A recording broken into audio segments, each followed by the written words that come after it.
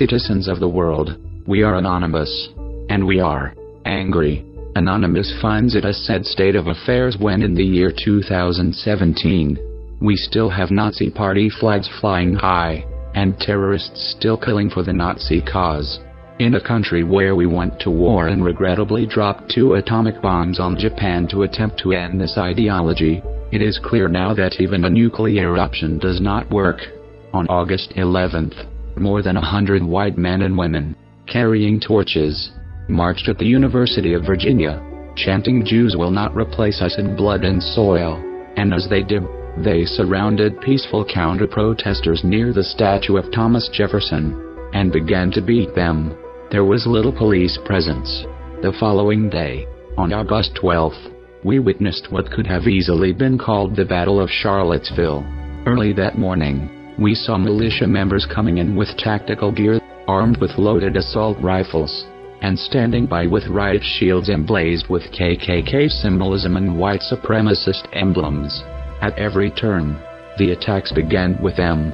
Using brass knuckles, bats, and fists, they assaulted counter-protesters, clergymen, and those who wanted to take a stand against hate, in front of cameras, and in front of the nation.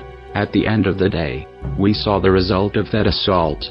A terrorist who associated himself with Nazi ideology and white supremacy took it upon himself to use his vehicle as a weapon. Using that vehicle, he drove into a crowd of counter-protesters, injuring 19 and killing 1. Because of him, Heather Heyer will not wake up to another morning again. And we are angry.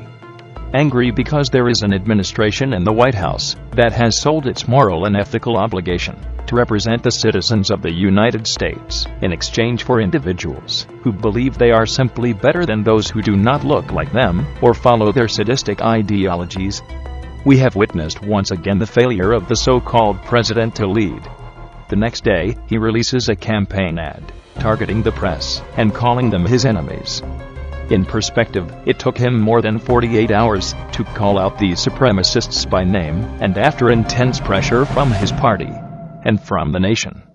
It is clear that Donald Trump's allegiances are with the likes of Steve Bannon, David Duke, and Richard Spencer.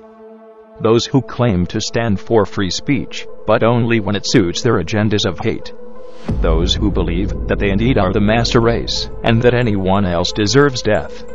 Anonymous has made it clear that it will not stand by as this bigotry continues to perpetuate. We are taking a stand against an intolerant evil that must be crushed. That is why we chose to engage Operation Domestic Terrorism, where we continue to take down both white supremacist websites and out those who share the ideology.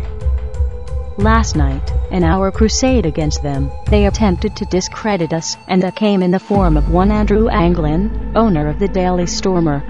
We've covered in detail the events that led to the conclusion that Anonymous was not in any way involved with the quote hacking of the Daily Stormer website.